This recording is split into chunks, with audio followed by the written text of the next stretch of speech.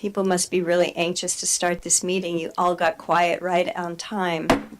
So let me call this meeting of the regular meeting to order. Will you please rise as you are able and join me in the Pledge of Allegiance to the flag of our country.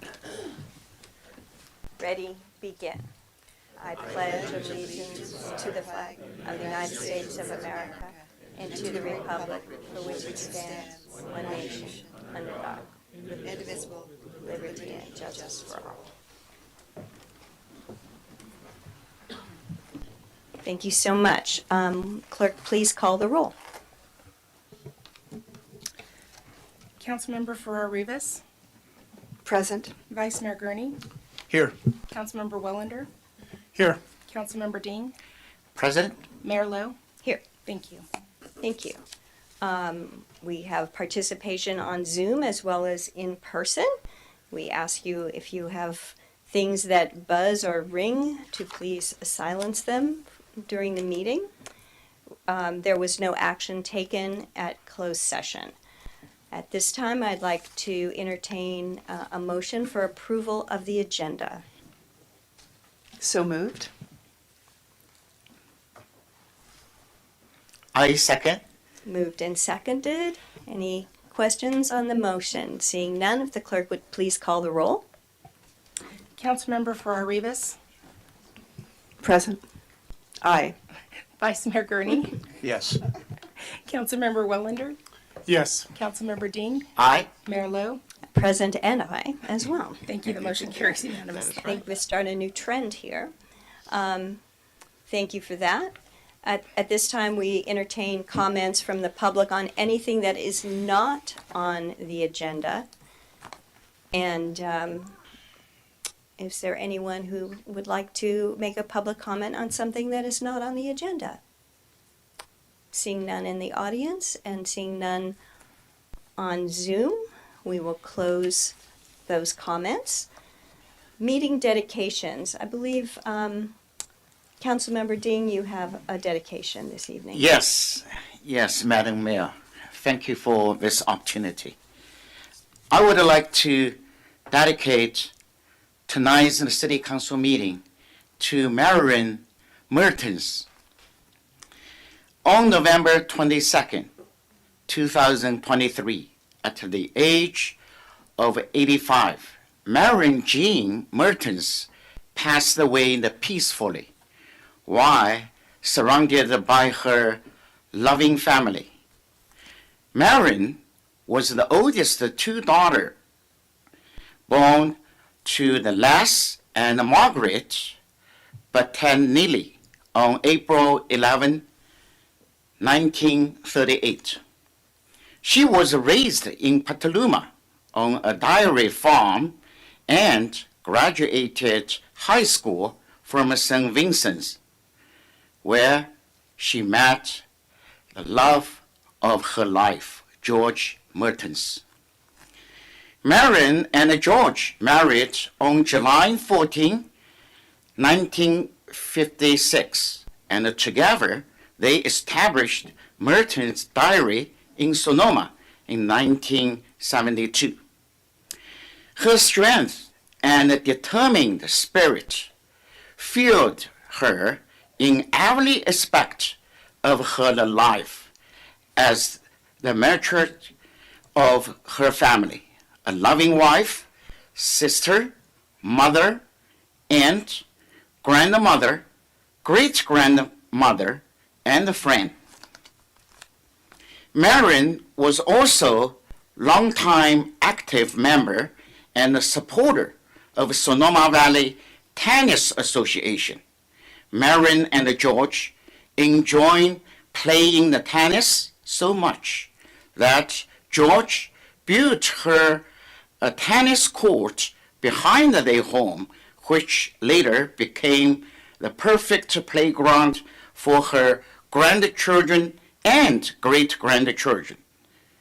Her passion for tennis is still present in our community today, as her advocacy led to building of the public courts in Maxwell Park. passing away of the Marilyn Merton is a huge loss for our community. I hope her legacy and spirit could be remained and also spread over and carried over to our young generation here in Sonoma. Thank you, Mayor. Thank you. Without objection, of course, the meeting will be dedicated to Mrs. Mertens. Thank you for that comment. Are there any other dedications? Okay, seeing none, we will move on to council members' reports and comments regarding committees and other boards and countywide things that you've been working on. So since we just spoke with Mr. Ding, let's start on the other side with Mr. Wellander. Well, thank you, Mayor. I did attend the Sonoma County Homelessness Coalition, which is the new name for what used to be the Continuum of Care. And there was an election last week for some new members of the 17 board membership board. And they, again, are just continuing to work very hard to figure out how to best distribute the kind of monies that the support they get from the state. And this was the last meeting of the year, and I think we'll just continue to move forward with the goal of being wise stewards of the money. Thank you. Thank you for participating in that. So important. Mr. Vice Mayor. Nothing of substance to report other than on the 13th of December, attended a shared services meeting with Supervisor Gurney, discussing the needs of the valley and finalizing a survey document that we are now considering how best to utilize. Thank you. Thank you. Okay. Ms. Farrar-Rivas. Yeah, pretty quiet weeks. So on December 7th, I attended the Sonoma Clean Power, Authority Board meeting. A pretty short meeting. We accepted the audit. The only other information I think that was interesting that they reported there was that just that PG&E and the state government extended the operations of Diablo Canyon. So past the date determined to be shut down, so so the units there are going to operate for several more years, but that will probably most likely have a financial benefit to customers over the long run. And then the other thing, I was very pleased to, on behalf of Mayor Lowe, attend the final lighting of the menorah for Hanukkah at Congregation Shir Shalom, and it was an absolutely lovely event. And I also want to thank our police department and Chief Cutting for closing down Spain Street for two reasons. Great, possibly also for security, but then we were also able to dance the hora in the streets, so that was really exciting. And that's it. Thank you so much. Mr. Ding. I'm afraid I don't have anything to report and share at this time. Thank you, Mayor Lowe. Thank you. Thank you for attending that. I was able to go the day before the penultimate day of Hanukkah, if you will, and was able to share a little bit of joy with everybody, and that was very nice. But thank you for pinch hitting for me on the final day. Just want to, as you guys entered, turn your attention to in the lobby. There's now a display case for the various mementos that we receive from sister cities, and there's also the one from the Sherpa community that they shared with us. We've had these, from time to time we receive these gifts on, behalf of these organizations, and they've been upstairs on the second floor in a very lovely display case that literally no one can see because there's a big sign at the bottom of the stairs telling people not to go up there. And so it seemed to me that since these were gifts really to share with the people of Sonoma, that it made sense to put a case in the lobby so that when people can come here and see that. So I want to thank the staff for working on that, and we'll be filling it with all kinds of nice things that we were so lucky to be gifted, and put a little charm in the building as well. So I think that's Very nice. So thank you for that. Okay, so let's move on to city manager comments and announcements. Great, thank you, Mayor. A couple of announcements. You may have seen in the paper that Supervisor Gorn from her discretionary funds allocated $20,000 to the city of Sonoma to support our efforts to open the emergency winter shelter, and that's going to assist us in getting the HVAC up and running. So we're currently working on that now and getting that moving quickly so we can be prepared if we start to see that cold weather come in. So I want to thank the supervisor for that funding. In addition, we do have the big bellies, the trash cans, and the bike rack have arrived. They are in the Public Works yard, and we're in the process now of identifying the installation methods and where they're going to go and get that set. And we're hoping to have those in within the next 2 months. And an update for everybody: we are going to have our council goal setting. This is an important meeting that the council is going to have on February 2nd. We'll hold an all-day goal setting with the city council. Start around 9 o'clock and go through the whole day. It'll be a chance to set direction where we're going to be heading in 2024. And then, as a reminder, City Hall is closed for the holiday between Christmas and New Year's, so that will be starting Monday through January 2nd. The City Hall will be closed. So, thank you. Okay, thank you. Any questions for the city manager regarding any of those things? No? All right, city attorney comments? Just wanted to wish the council happy holidays and happy new year. All right, sounds very official. Okay. Now we must be happy. Yes, absolutely. Yes. Without objection, we will order that. Okay, so now we're at the exciting time we're doing the council reorganization, and I have a little cheat sheet here. Thank you for that. And I've been told that I am to turn this first over to the vice mayor to say something to recognize me, which, I hope if you do that, you make it short. But other than that, please carry on. Well, thank you, Madam Mayor. You have served in this position for the last year, and you have brought a spirit of art to the community, which is very appreciative. And you've provided great leadership to all of us, and especially since you have a new majority of new council members, that you were very patient with us. You showed us the way, and you were an inspiration for us all. And so with that, I would like to present to you, my goodness, a lovely crystal, suitable for shelving, gavel, and nameplate. Thank you so much. You're welcome. And I think Thank a round of applause is in order. Thank you very much.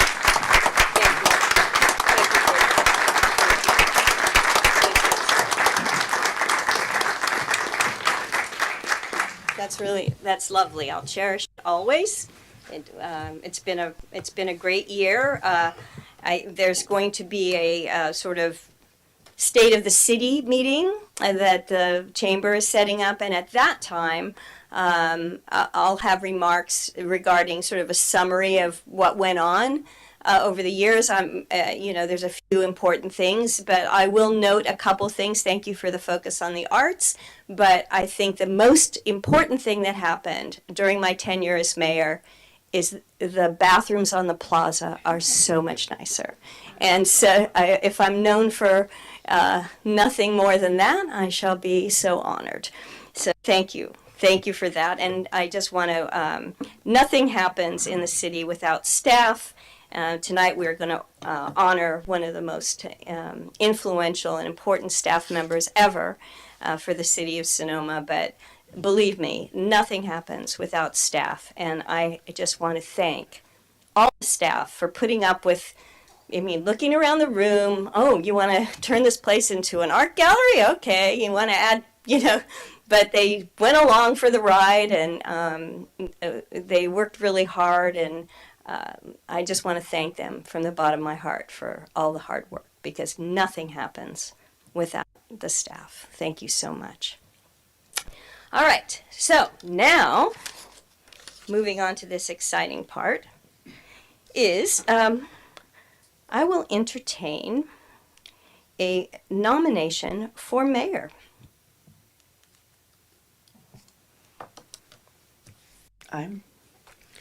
Yes, I would be very first of all, I do want to say that you will be a hard act to follow before I say anything else. And so thank you. It's been exciting to have you as mayor, and I love the organization that you've brought to the meetings. So it's been great.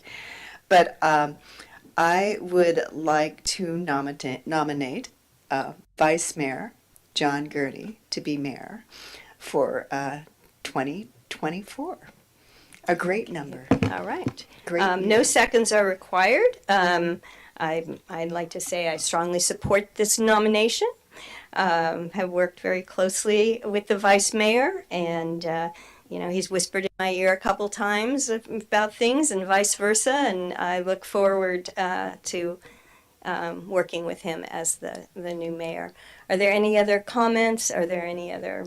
Okay, I believe we can ask for public comment on this. I don't see any, nor do I see any. So at this time, I will ask for a roll call, please. Councilmember Farrar-Rivas, Aye. Vice Mayor Gurney, Let me think. Aye. Councilmember Wellander, Yes. Councilmember Dean, Aye. Mayor Lowe. Enthusiastically, aye. The motion carries unanimously. Congratulations.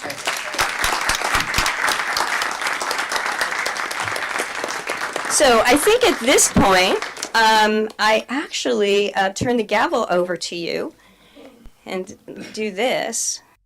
I don't know if we don't need to switch chairs right at the moment, do we? Okay, so I'm going to turn this over to you.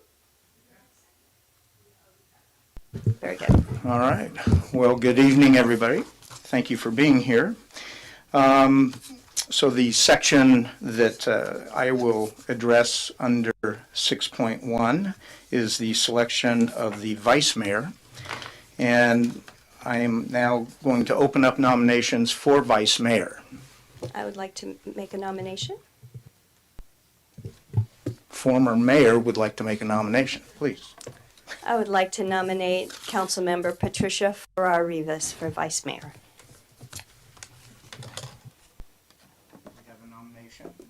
We have a nomination. Are there any other nominations? Seeing none, we will close nominations, and we do allow comment. Anybody have a comment? I'd just like to say that I really count on Patricia for so many things. When I can't be at a meeting or she's number one on my list to call. Would you please cover this for me? And she's always so willing to do that. The other thing is, I don't know if you all see this notebook that she has next to her, but this woman takes notes and is so fastidious and does her homework. And it's just an honor to work with you, and I look forward to your service as vice mayor. And I would just like to comment that she's also there when your car is broken. And, but in all seriousness, everything that Councilmember Lowe said was actually very correct. She puts a lot of effort into it. She has an expertise that benefits the city too, based on her background around environment and climate. So do appreciate that and look forward to working with you, assuming that we all vote. So at this point, take it away. Councilmember Farrar-Rivas, Aye. Mayor Gurney, Aye. Councilmember Wellander, Yes. Councilmember Dean, Aye. Councilmember Lowe. Aye. Thank you. The motion carries unanimously.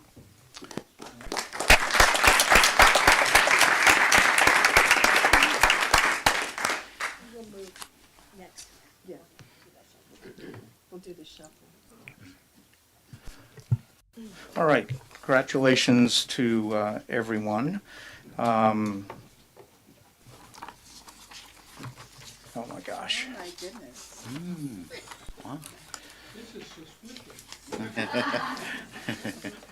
All right, while they're doing that, we are going to move towards presentations. And first up this evening is our police chief, Brandon Cutting, to talk about. To me, Mayor. Yes. I think we'd like to say some of the words for outgoing mayors, and say something. I remember that is the let me can express and also community can. Of course, you already said a lot of things. If possible, if not, maybe later I will write an article and then let the newspaper publish. It's a joke. Hilarious. Is there public comment from the council? We opened that up earlier. Oh, okay. And is there public comment from the public about the new mayor and vice mayor? Yes. Absolutely, please. We'll make sure that it's out of control. Not necessarily about the new mayor and vice mayor, but I just quickly wanted to recognize Outgoing. Is that what we call you now? Outgoing Mayor Lowe, former Mayor Lowe. You've really been a joy to work with. I'm Mark Bodenhammer from the Chamber of Commerce, so on behalf of our organization and myself, I just have really enjoyed this year. I enjoy the fact, I think there's a lot of communities in our country where someone with your political background and the guy that runs the Chamber of Commerce just aren't going to get along. But from day one, it's just been seamless working with you. You've been so dedicated to our community. You mentioned things like the art and kind of casually that it was staff, but really it was your leadership and your vision that put all that together that inspired us to get the art walk restarted again, and that's been successful. So everything from the Ada Lemon events to your dedication to ribbon cuttings and just showing up. And really the main thing is just your let's do something, your take action mentality that's just been awesome to work with. So just want to congratulate you and Mayor Gurney and Vice Mayor Farrar-Rivas. I look forward to working with you both. Thank you. Thank you, Mark. That was great. Mr. Demler. The dam was open, so here I am. Robert Demler, First Street West. Mayor Lowe, former Mayor Lowe to me, yes. I'm here representing both the Sonoma League for Historic Preservation and the Sister Cities. I'm the new vice president at the latter. Thank you for continuing the good relations that at the time Mayor Ding began with the Sister Cities, and you've increased it and given it some depth. And all of the board at Sister Cities are very grateful for that. And you are going off to one of our sister cities in January, so you carry our good wishes with you.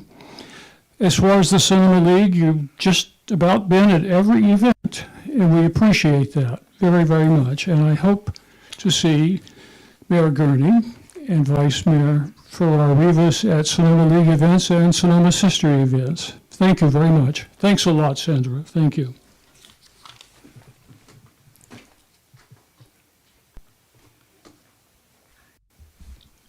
Hello, Laura Beltran with Assemblymember Awia Curry, and I just think I made it right on time, so I'm happy to be here. Sandra Lowe, as you, Mayor, former Mayor, have been wonderful to work with. We really appreciate the communication you have had with our office and how you have created inclusiveness to us and inviting us to all these wonderful events and showing me around the city and knowing everybody. And I feel like now, after a year, I have gotten a better grasp of what City of Sonoma is and what it's all about. So really appreciate extending your hand to us and the Assembly members. So really glad that you have made this a more artful, inviteful city and really, really beautiful park right now as driving through. I know that we do every year, but it's always a pleasure coming here to Sonoma. So thank you. And looking forward to working with the new mayor and Vice Mayor. Thank you. Thank you. Fred, come on down. Good evening. I would like to express my respect and admiration for the way that you've run the meetings and set the tone of the council. And so I appreciate that, and I appreciate the whole city council. I think that you've all set a nice tone for the city, and you work well together. And so it's nice to have that feeling of the council, and that stuff starts at the top, and you chose your staff, and so I think the city's headed in the right direction, and so thank you very much. Thank you, Brian. Anybody else? Going. Moving on. Yeah, thank you. I just want to say thank you, and Senator Lowe, your leadership, and the best way you bring the community together, and using your magic, because you're using the art, using the point, because that is the universal language. Everybody understands. So much and appreciate, and also, and you bring a lot of the positive things to our council. You respect each council members, and you respect the staff and all our community. Thank you so much. Anybody else? I just want to say thank you for all those nice comments, and please come to the State of the City event where we get to sort of go through things. But it's just an honor. So it's, to be appreciated is wonderful, but really it was a total joy to be able to do it. So thank you so much. And I just want to also recognize the humor that you've brought, and I'm totally expecting that Mayor Gurney is going to continue with that same level of excellent humor. So, but just, I don't want to repeat what everybody else said, but you, once again, will be a hard act to follow. So, John, we're expecting a lot of you. Absolutely. Anybody else? Okay. All right. Well, we're going to move to presentations, and Chief Cutting tonight is going to make a presentation regarding flock. And I'm assuming this is different than when my house was flocked with flamingos. Say yes. Hopefully, yes, that Thanks, is very Chief. different. All right. Take it away, Chief. All right, thank you. Congratulations on the new position, Mayor. So during the August 16th, 2023 council meeting, a resolution was approved to install automated license plate readers in locations around the city. The initial contract was approved at the value for 19 cameras. When we began working with Flock, we were able to reduce the camera count from 19 to 16 at a cost savings for the city in year 2. That was based on the locations and the data that each camera was going to be able to capture. We initially began the permitting and installation process almost immediately. It took a bit. So the first cameras started getting installed in early November. Really the week of November 13th, 14th is when the cameras started going in their full. We have 12 of the 16 cameras currently installed. The last 4 are in permitting process with Caltrans and the county.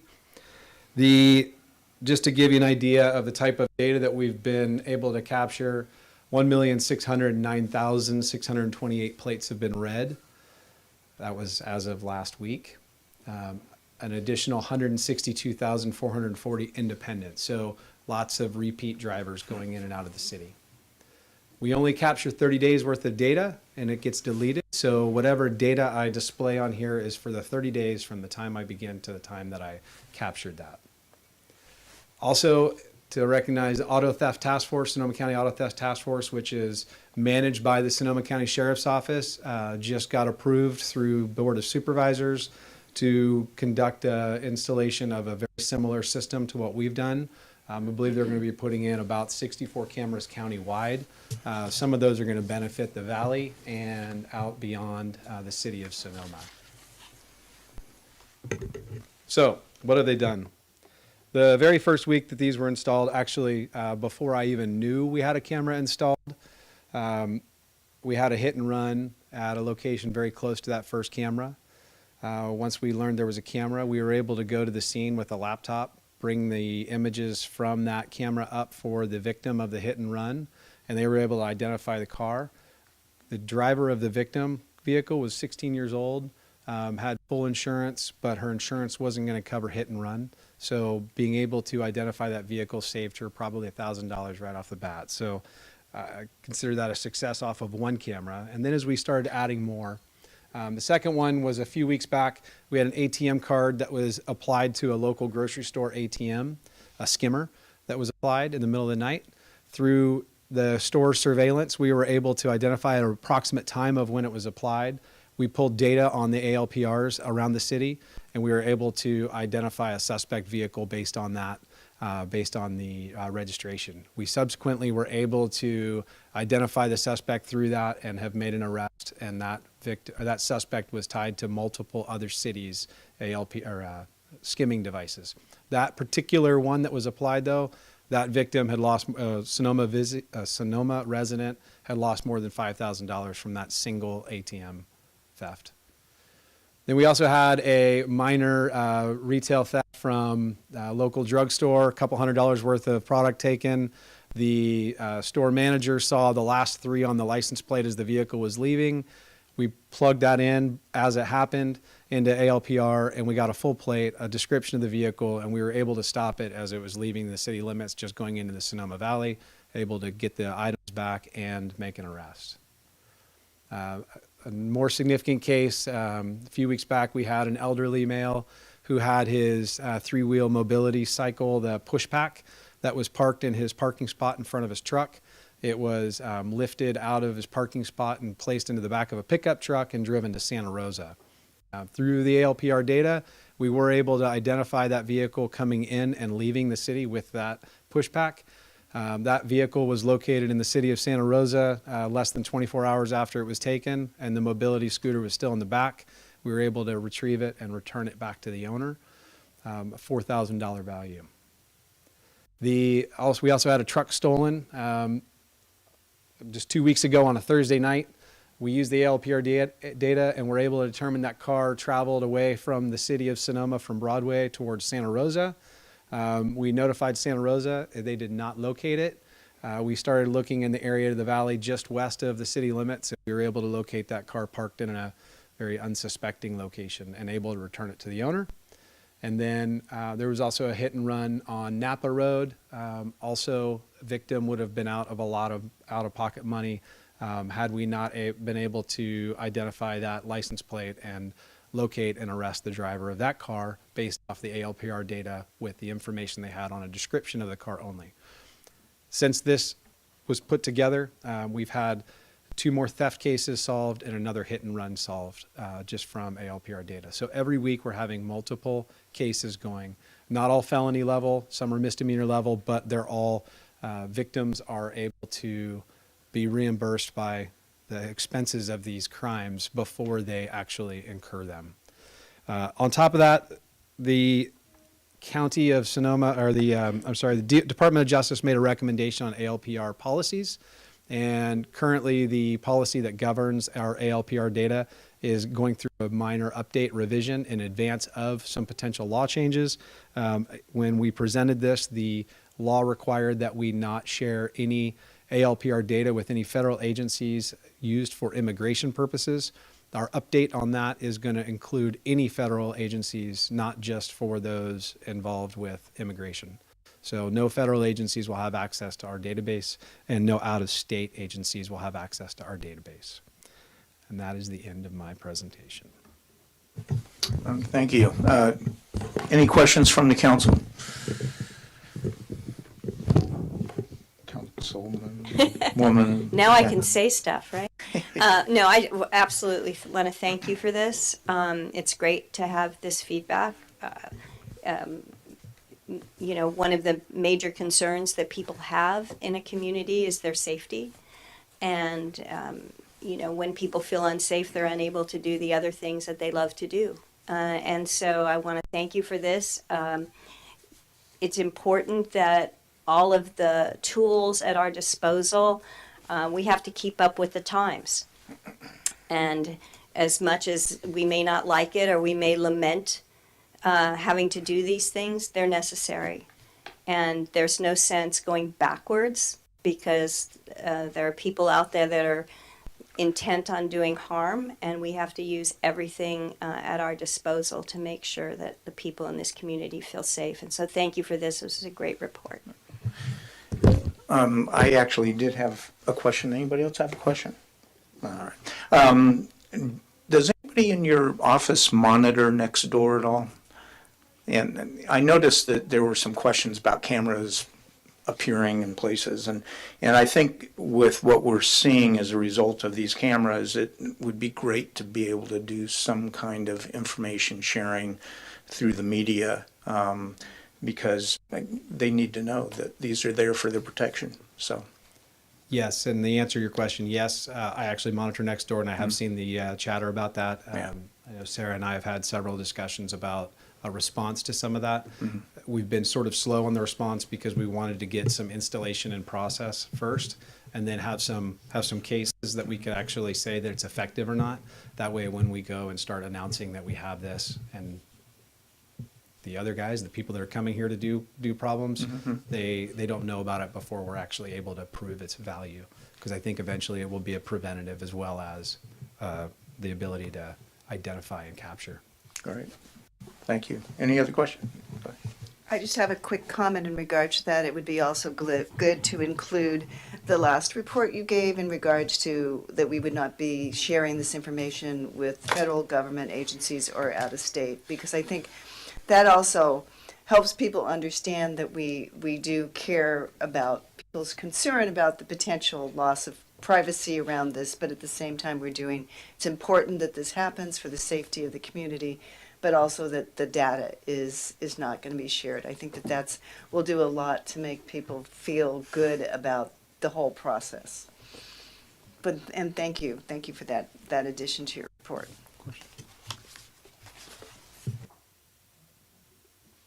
Thank you. Little switch problem here. Anyway, very good. So, Mr. Wayne, item number 7.2, Mr. Wayne Wirick, step forward to the podium, please. Oh, this is going to be fun.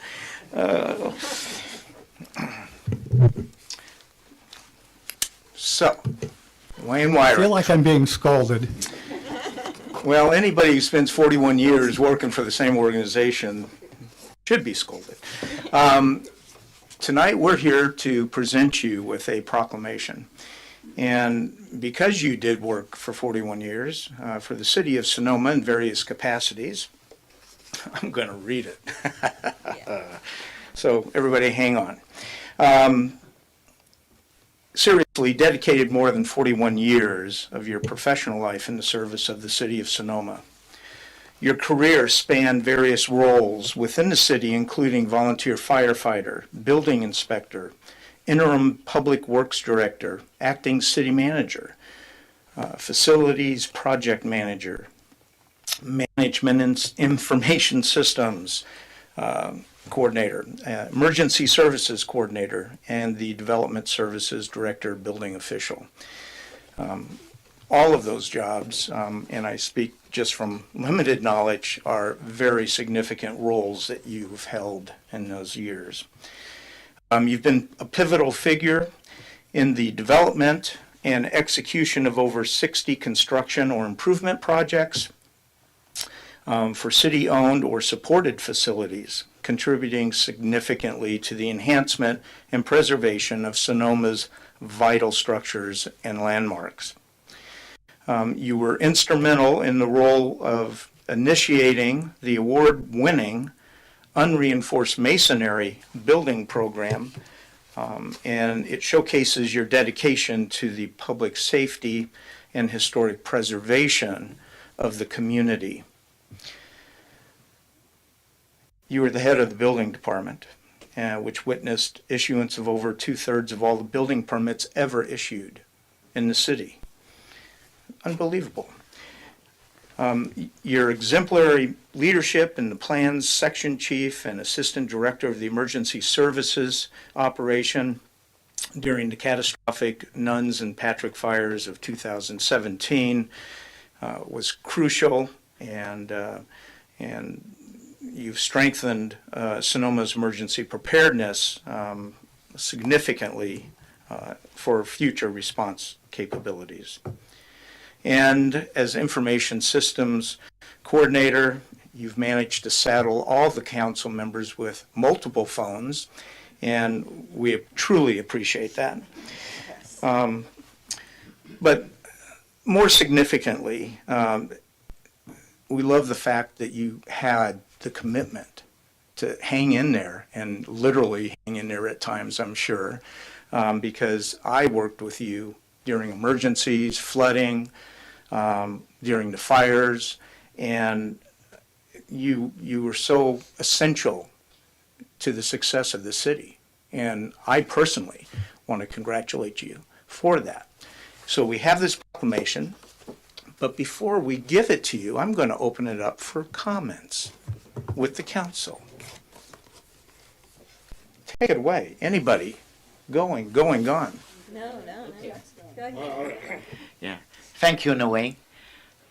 The new mayor already covered almost everything, but one thing I want to remind everybody, and during the city council or city the staff and the management team changed some and the critical time, and you are treated as cornerstone. We rely on this, and 2 times you end up becoming acting city manager during the critical time.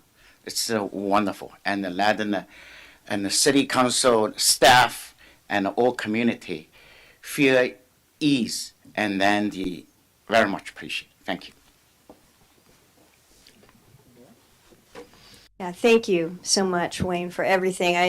When I came into the council, there's a lot you have to learn, because I know how to run a meeting, but there's so many intricate substantive policies and so forth. And every time I had a question, someone said, "Well, I got to ask Wayne," and it's just like the amount of knowledge that you have in so many capacities is just incredible. And I don't know how many people we've had to hire to replace you, but somehow it seems like more than one, because your job was just as the work grew, you just took on more.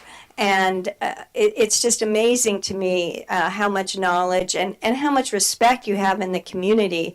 Everybody they say the same thing. If they have a question, they say, "Well, I'll call Wayne." And you're the one, you'll know the answer. Even if it's not your department anymore, you'll know the answer. You're just that guy. So, there's a funny show back in the 80s called Wayne's World, and I felt like I was living in it for the last 3 years. And it's pretty cool. So thank you. It'll still be Wayne's World around here to me. And I wish you nothing but the greatest health and success and love and in your future and your retirement. Enjoy it. It's something I aspire to, but somehow haven't been able to figure out. So anyway, congratulations. Yeah, I would just say one of the things that I always contribute very good leadership to is when someone is retiring and you see the transition process and how people are going forward, and recognize that all the work that you've put into the city and that the people that are here now and doing the work that you were doing before are able to continue to do that work. And when you don't have good leadership, that transition doesn't happen easily that way. And that is really, to me, one of the most important hallmarks of good leadership, is being able to bring in the succession planning that has obviously been happening and doesn't often get recognized. Also would like to thank you to your overall contribution to the community, you and your wife, of all of your children and grandchildren as well. Mr. Wirick, I think one of the greatest things that you have done is you've set an example of stick-to-itiveness, the fact that you have spanned 41 years, which is so unusual in today's climate. When it stops being fun, oftentimes people flee, but you chose to stay. And one of the things I really hope that I wish for you now in your retirement, that as you continue to enjoy Sonoma, that you'll be able to drive around, walk around, and look at the contributions that you have made that are significant, the contributions that have helped keep Sonoma that special town. So from my perspective, I would just want to thank you. All right, thank you. So I do need to bring it back to the proclamation, and because I know that your success is dependent really on the support and love that you get from your family, and I see that they are here tonight, which is great. So Carol and Matt, Danny, and Emily are all equally proud, I'm sure, of you for this recognition. So, as mayor of the city of Sonoma, the new mayor is the city of Sonoma, I do hereby proclaim this 20th day of December 2023 as a day of recognition and appreciation for Wayne Wirick's outstanding service to the city of Sonoma. Congratulations.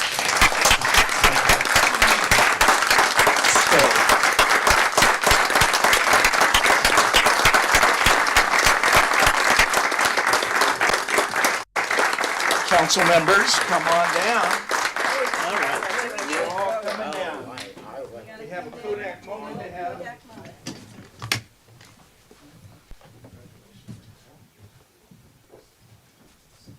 You hold this right here. Get over here, Council. Please. Good camera shot. Good guy in here? Paparazzi. Where'd they come from, huh?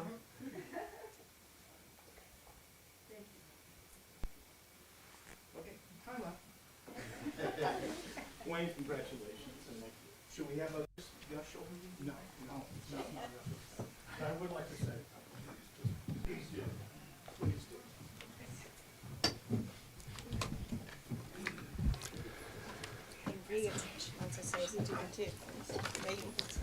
Thank you for this, Mr. Mayor. And I just want to say that it's been an honor and a privilege to work for this city, my 41 years of my career.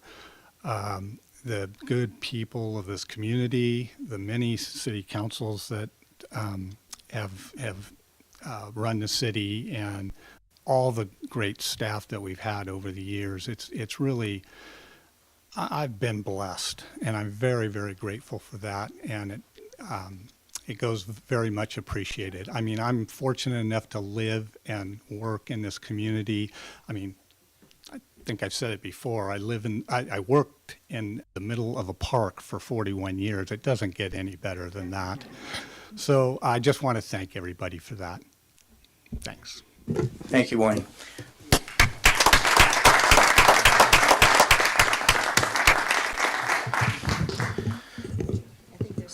I believe there's some additional presentation associated with Mr. Wirick, so don't go too far. Thank you again, Laura Beltran with the Assemblymember Wellander, and it is an honor to present this resolution on behalf of the Assembly member and also Senator Bill Dodd for your wonderful 41 years of public service, a true public servant. So thank you very much.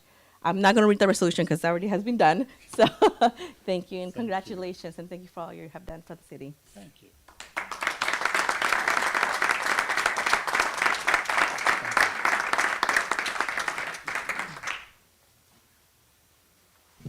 All right. Thank you very much, Wayne. We're going to move on to item number 8, the consent calendar.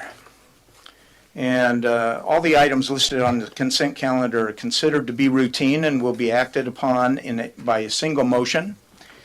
There will be no separate discussion of these items unless a member takes the item off the agenda for further discussion under a separate action.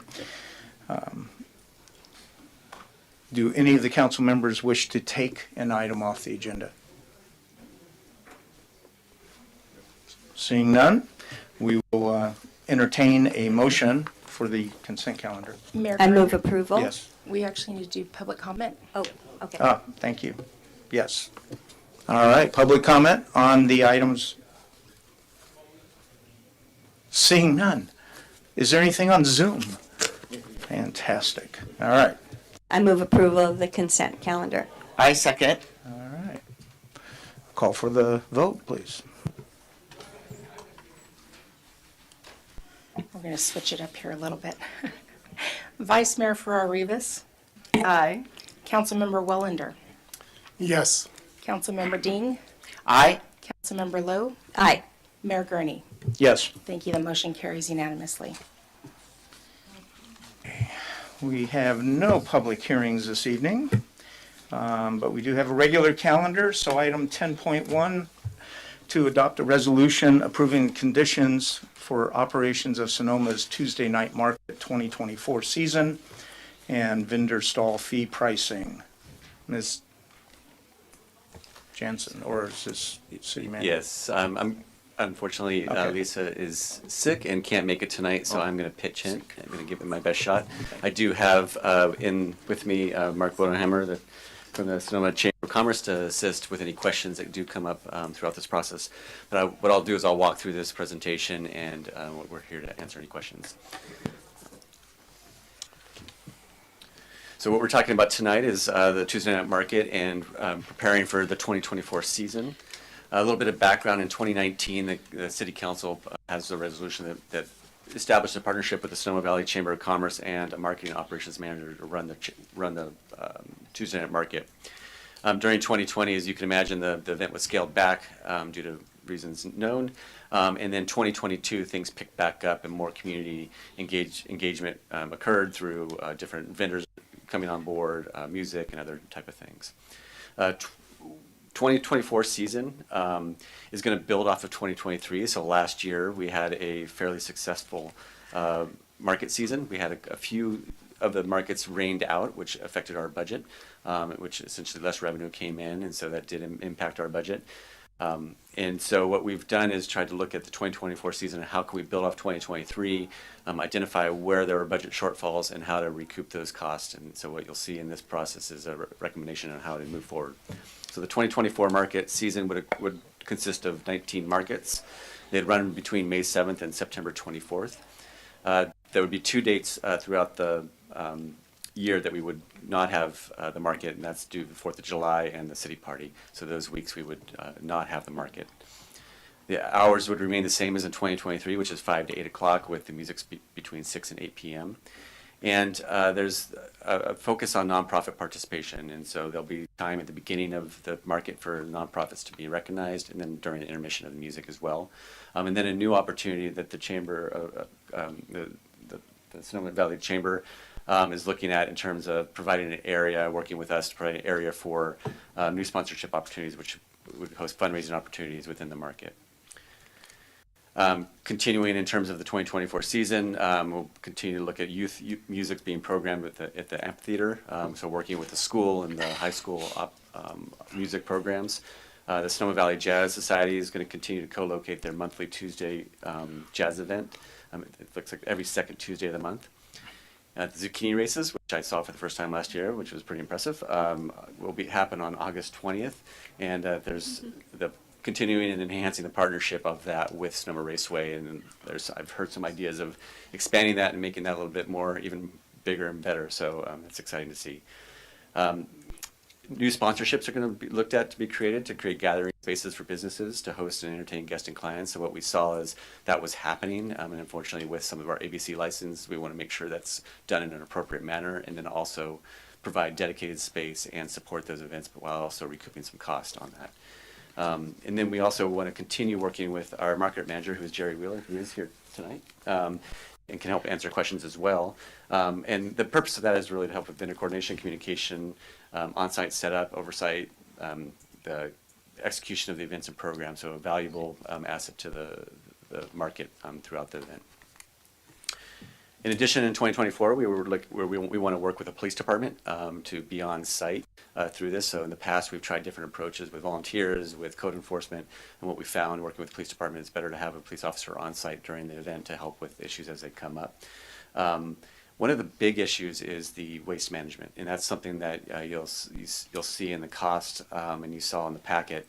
The difference between option A and option B of the cost that we proposed in the packet is that having Sonoma garbage collectors perform these duties as part of their contract. That's something that's still under negotiation and isn't final as of today. Something we're working on. If that does come to a conclusion before the market starts, that will dramatically reduce the cost of the market. If we're unable to do that before the market starts, there will be an additional cost associated with the garbage sorting and collection that has to happen. And so we're working through that, and I'll have more updates as we progress on that down the road. We do have a no dog on the plaza policy that's came up a lot last year in terms of how to enforce that, what that looks like. I've heard other ideas of special areas and different ways to address that.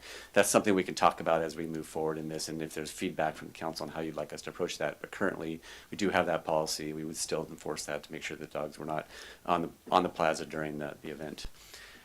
We're also working to find a sponsorship for the bike valet so we can bring that back and make sure that that's active and robust. And then enforcing a lot of the environmental rules that are out there. I'm having outreach to vendors about single-use plastics and other things. So those are things that we want to add and ramp up this year in 2024. Everything I just went over is in the operations plan that was included in the packet. So if you want to see more detail, there's a lot more detail in that. But essentially, that's a summary of how the operations will move forward in 2024.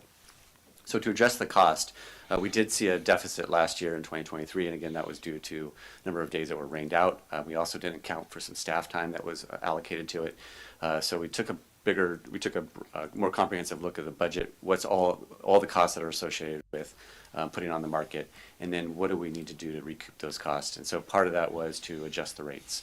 And so the rates haven't been adjusted for quite some time, and so staff went through and looked at what other markets are doing, what's the going rate, how can we adjust the fees and not impact our vendors in a negative way. And the fee update is here on the screen. It's also in the packet. It's something that we'll need you to approve tonight. Is that the farmers that are bringing produce, that we would no change. We want to keep those costs low to encourage fruits and vegetables to be sold there. Prepared food vendors, there's an increase of up to 33%. And when I say up to, it's because it depends on if they're in the city or outside the city limits. It's an escalated rate. So if you're not in the city or outside the county, there's a higher rate for those individuals. Food trucks are increased up about 20%. Beer vendor by 33%, and then the stalls, so those are the vendors that are selling product, those increase as well, depending on if they're in the county or out of the county. And so the new rate sheet is here, and outreach will happen. If the council approves us tonight, we will do outreach to all the vendors, the previous vendors that were at the market, but then also any potential new vendors. In addition, one thing on here I didn't mention, I went right over, was that we do still want to maintain a local preference, so give priority to our local businesses first before people from outside the county or outside the city come in to the market. This is a very high-level summary of the budget. There's a much more detailed budget document in the packet that lists line item by line item of every expense and every cost in terms of revenue and expense. Bottom line is that the total revenue that we brought in or anticipates to be brought in is about $136,000. The expenses range between $127,000 and $154,000, and that difference there is really the contract with Sonoma garbage collectors in terms of the waste management piece of this. So there's depending on where that goes, we could have again another deficit that we have to address, or we will essentially break even. We look at these numbers; there is a gap there, but I think for this exercise, that's pretty close to breaking even on the 127. So we feel like we have a pretty good plan in place if we can get that contract updated and bring it to council. And I anticipate doing that hopefully early in the first quarter of next year. So pretty quick overview, but the overall recommendation, there's 3 things that we're looking for council to do tonight. One is approve the proposed changes to the operation of the Tuesday night market. So a lot of the items that I listed out there in terms of how we're going to operate the market. 2, approve the budget that was provided to you in the packet. And then 3 is approve the new fees, the updated fees that are recommended for you moving forward. So that's what I have tonight. And again, I do have people in the audience here that can help me answer questions if you have any, and be happy to. answer anything you have. All right. Thank you. Any questions from the council for staff? Councilmember Lowe? Were the vendors notified, I mean, apart from this being a public meeting, in advance of this meeting, that we will be looking at these? Okay. How do these fees correspond to farmers markets and other parts of the city, parts of the county? I believe that was part of the process that Lisa went through, was checking with other farmers markets around. But it's hard to gauge because ours is such a large event. It happens weekly. We're in an affluent community, and it's not, as we all know, a traditional farmers market. It's a little more than. But I do think that, based on what we see from the lines at the food vendors and the beer vendors and everybody, there's probably wiggle room to raise those rates, and I think they will still be quite happy to participate in this event. Thank you. No further questions at the moment. Thank you. Mr. Ding. All right. My question regarding, restaurant owners around the plaza, because several years ago, I heard somebody concerned because during the Tuesday the night market, their business was going down, and also because the clients couldn't find a place to park, or the clients changed their mind. They went to somewhere else. I'm not sure these couple of years, especially after the pandemic, what is the feedback from our restaurant owner? Thank you, Councilman Ding. Great question, and a point of sensitivity for me working for the Chamber of Commerce. It's a sensitive spot for sure. Yes, there is some frustration from some restaurant owners, and I'm not going to hide from that. The way we've operated the market, first, in the year coming out of COVID, we severely limited the amount of restaurants in 2021 and 2022. It was highly restricted, and we really wanted to make sure that local businesses around the plaza had sufficient time to bounce back, get back on their feet before we created additional competition for them. One of the things we actually did was, as part of organizing the market, we created a large board that actually promoted the local restaurants and listed which restaurants were open on Tuesday nights, made sure that their phone number was available so that people could order food to go, and that we were making sure they were recognized on site. One of the things we continue to do is we give first priority through the vendor selection process. Any business that's located around the plaza that wants to have a physical presence as part of the market would automatically be put in lieu of other vendors. We also make sure, if you think through the restaurants that are out there, we work really hard to not create competition. So there's no Italian food vendor, there's no pizza vendor, because we've got Mary's right over there and Della Santina's down the block. We work really hard to make sure we have, we call them sort of exotic and world foods that aren't represented around the plaza, so that, last thing you would want is to create direct competition for one of our merchants that are paying to be there on the plaza every day. So that's why, it's focused on corn dogs and oysters and gyros and the things that you can't find around the plaza. So we really do work hard to create that balance. And I do think that there is a lot of benefit from getting that many people down. This is a big draw. So while there is some trade-offs for sure, it's something that we're constantly monitoring and working on. We really try to make it as the least impactful as possible. Thank you so much. Appreciate it. Patricia, are you okay? Yeah. Okay. I'm just recovering from a cold. Did you have any questions? And what? Why is the beer fee so much higher than the wine fee? Did you understand that? Did I understand the question? I did understand. Yeah, I think that it's kind of part of the contracted amount. It's sort of negotiated in as part of the difference between we're sort of have a contract with the city for the operations and part of the vendor selection and management of the market, and so I think that's to some degree part of factored in to that discussion. I'm not sure if I understand, so it's why beer vendors have to pay more than, I don't think that answered that. Well, there's only one, so the Chamber of Commerce is the only wine vendor at the event. And so because we have a contract with the city, I think that, my sense, and I don't know that we've had a direct discussion about that, but those numbers are impacted by one another. Okay. Thank you, that makes sense. And I'll just add, I think the plan this year is to have an exclusive beer as well, which would generate much more revenue, which is a corresponding cost to the fee. All right. No more questions by the council. Let's go to public comments. Anybody in the audience would like to comment on this? Please. Please identify yourself and your address. I'm Bill Darden, past president of the Valley of the Moon Farmers Market. I have a question for everyone.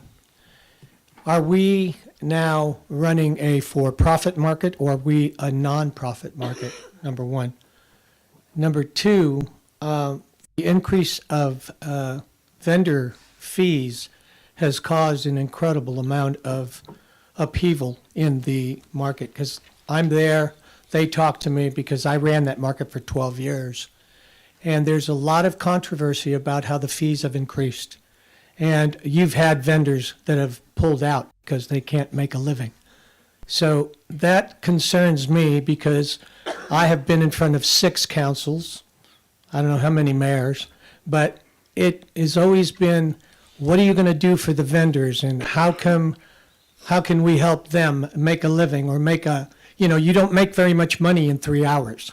So the fees are really crucial at this time, especially with the economy being what it is. And I've heard it from people saying, I come to the market, I want to spend my money, but I can't afford it. So this is something that concerns me, being past president for, like I said, 12 years I ran that market. And so there's a lot of different things that go on that concern me as a past president in running that market and being involved for all the time that I did. So that is something that I would like everybody to take into consideration, because, as I said, there are people that have moved out. And as far as the beer vendors are concerned, we had 2 beer vendors before. We had the Sonoma vendor and another one that came, I can't remember the name, but that competition was good for business. And we were a nonprofit market. And that was my first question. Is this market a for-profit market, or is it a nonprofit market? Because we were chartered differently. Can I get an answer for that, please?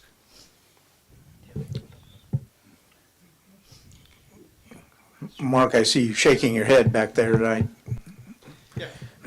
Well, first I do want to recognize Mr. Darden for his work. He really is the one that kind of created the market as we know it. It is neither a traditional for-profit event or a technically nonprofit event. It is now part of the city's operation, so it's just like any other special event, like the 4th of July or any other thing that the city is involved in. With regard to the vendor fees, obviously, nobody wants to raise those rates, and so it's something that we're constantly working to address. And especially with regard to the farmers and any small businesses.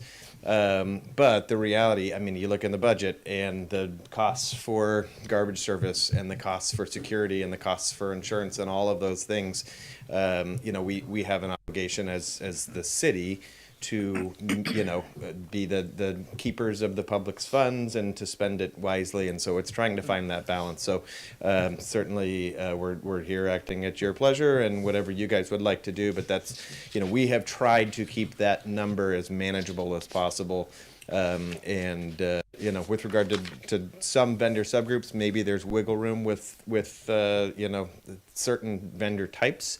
But at the end of the day, I think we have just an obligation to try our best to make this thing break even or close. So that's my best explanation for you. Thank you very much. Thank you. Mr. Darden, thank you very much. And there might be some additional information that would be helpful for you Thank you as very we much. go through this. Thank you. Mr. Allbeck. Good evening, Fred Ullabach, 8th Street East. The farmer's market and the plaza is something that has periodically caused citywide meltdowns over various policy, and I was proud to be a part of one of those when I was on the CSEC, the Community Service and Environment Commission, on 2015. On 2014, the city passed a resolution to support the county's food action plan. And so I saw that resolution, and I said, oh, that's great. The city is going to support the food action plan. And so given at that time the Community Service and Environment Commission had purview over the farmer's market fee, myself and a couple of other people on the CSEC, including Amy Harrington and Chris Petlock, got the great idea to propose to reduce the fee of the farmers market in exchange for them offering more EBT and food stamps, and thereby the city supporting the food action plan. And so we went through it there with the city manager at the time. I think it was Carol, I forget her last name, but she said that the resolution doesn't imply any action. So this was like my first time on a city commission. I was like, okay, well, you made a resolution, but that doesn't imply that you really mean anything by it.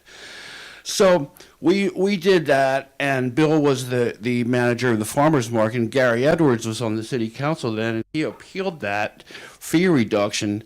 And this is just in lieu of some history. You know, I don't have any sour grapes over this at this point, but you know, the upshot of that was that you know, challenged the market as a big party rather than a farmers market. But really, the intent of what we did at the CSEC was for the city to support the food action plan, and so.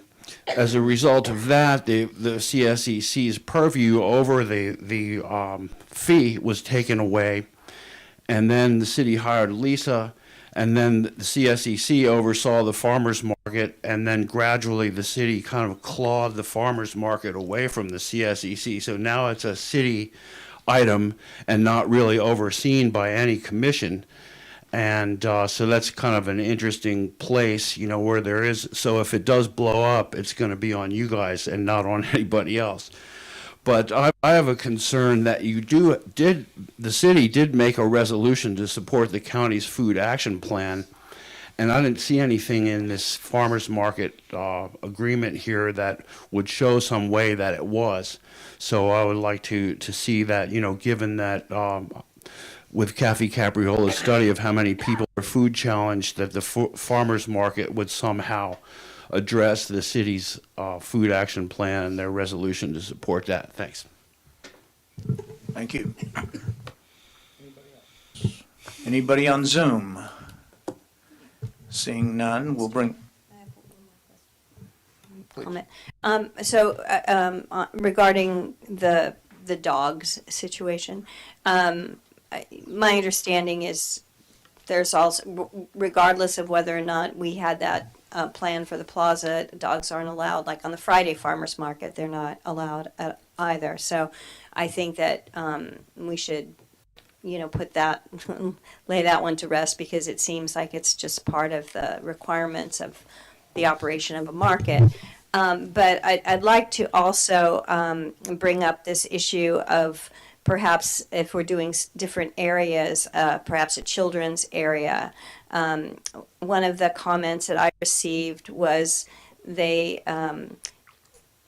was a lot of smoking, you know, which we're not allowed to do that either, but there was plenty of it. You know, dogs aren't illegal, neither is smoking, but, you know, there's places for it and places not for it. So perhaps a children's area where people could,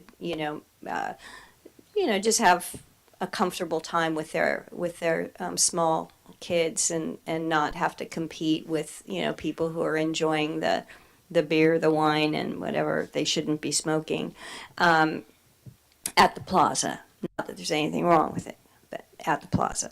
So I bring that to your attention. And then, you know, if there is a lot of, the comments I've heard was a lot of smoking, we should regard it the same as if we don't allow it on the plaza. I've seen signs, then we should enforce it. The same with the dogs. So no sense having a rule and not enforcing it. But I have had a lot of people say they didn't want to bring their kids there anymore. They didn't feel it was kid-friendly, and so perhaps we could take a look at that. I'm not sure whether that was council discussion, or were you commenting? Oh, go ahead.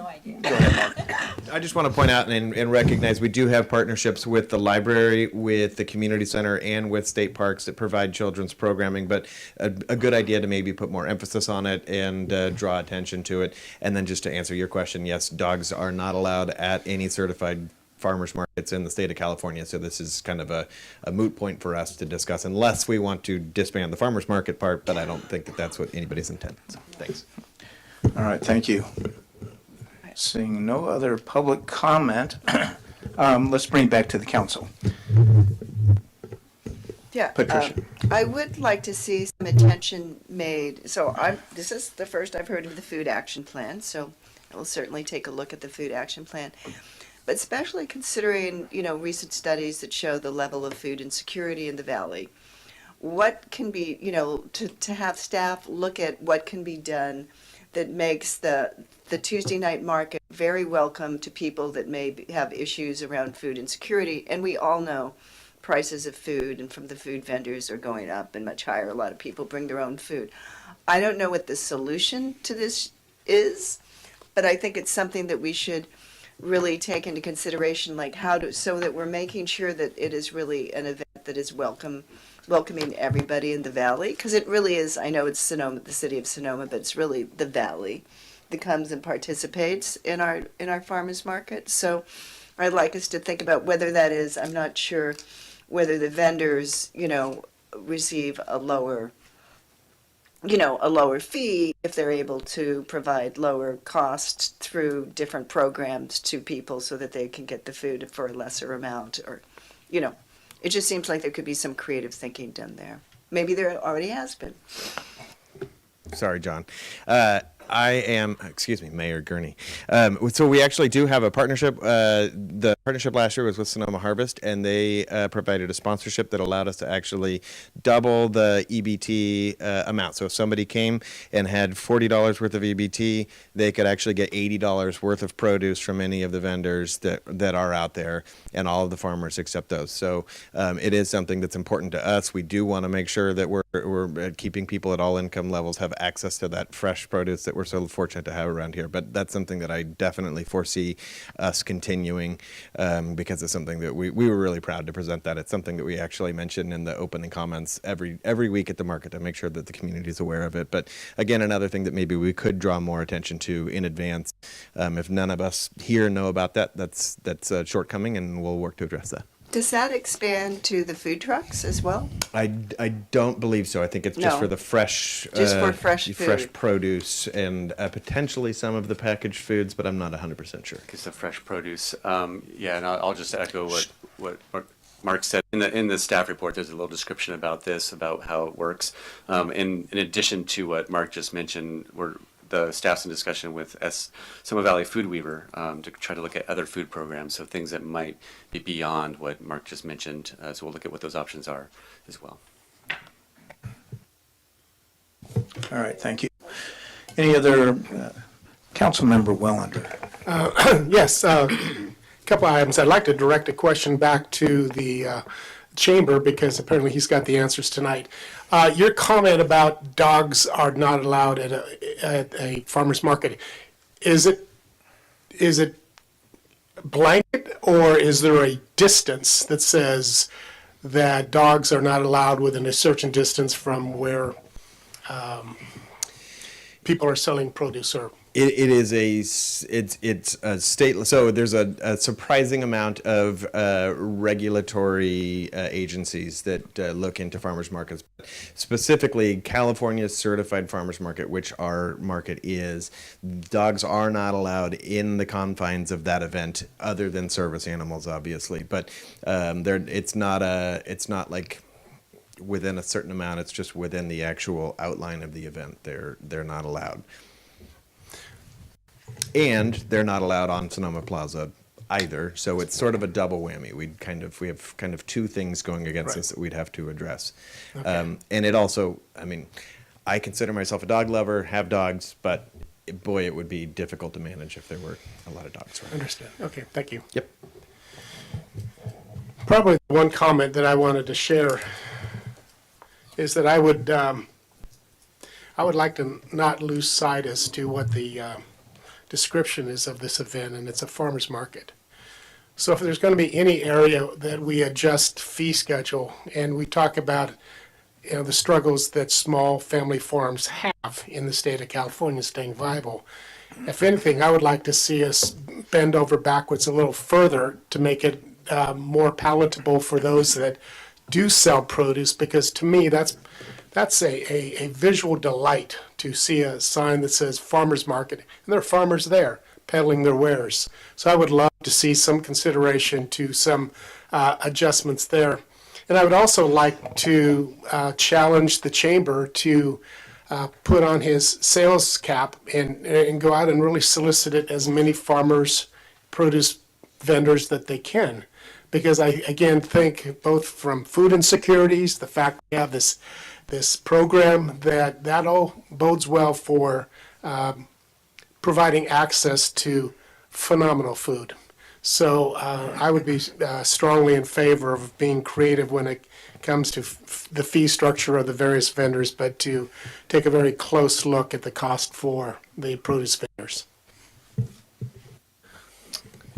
Mayor, may I just add to this? The what's in front of you today is setting a maximum fee. So what it does is it allows me to reduce those fees. I can't go higher than that fee. So if we find that that's something that we need to do to attract more fruits and vegetables, I'll have that authority to make that change and do it. So what you're doing tonight is setting the maximum fee that's allowed for them. Thank you. That makes sense. Yeah.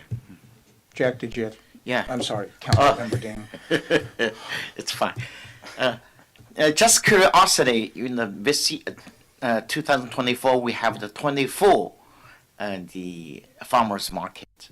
How did you decide it?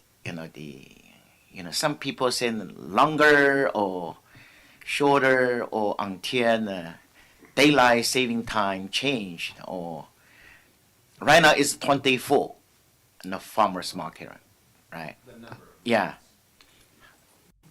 Can you, if any, yeah. It's always been traditionally May through September, and the primary reason for that is because that's when things grow around here, and we do consider it a farmer's. We try our best to make it as farmer heavy as possible. So you'll actually see, we see it from the vendor selection process. May is always a little bit light on farmer vendors because everything isn't really popping yet. And then it kind of builds to a peak in late July and August when everything's available and the tomatoes are out there and the stone fruit. So the number of markets is basically, we've traditionally done it May through September, and that seems to work, and we probably don't want to extend it beyond that because then it's dark and you don't really get the produce aspect. Good to know. Thank you, Mark. I do have a comment as well. This is an item that almost exactly a year ago I raised at a council meeting. I was surprised to find out the city was in the farmers market business, so to speak, and I realized it's not truly a farmers market. Anyway, and my concern then, as it is now, is I don't think that the city should be subsidizing this event. That's why we are now seeing a budget that represents the true cost of the farmers market, and at the same time has apparently developed a methodology so that the city is not really subsidizing this. And so for that reason, I'm going to have to say I support the farmers market at this point, but do like to monitor this on an annual basis. Having said that, what farm do the corn dogs come from? Anyway, so I will entertain any council action. Those dogs are loud. Yes. That's cute. I like it. I move approval of, move to adopt a resolution approving the conditions for operations of Sonoma's Tuesday Night Market 2024 season and vendor stall fee pricing. Do I hear a second? I'll second that with one clarity that as far as vendors pricing, that's the maximum. Yeah. I believe that was stated earlier, so. Yeah. Any further, call for the vote. Vice Mayor Farrar-Rivas, Aye.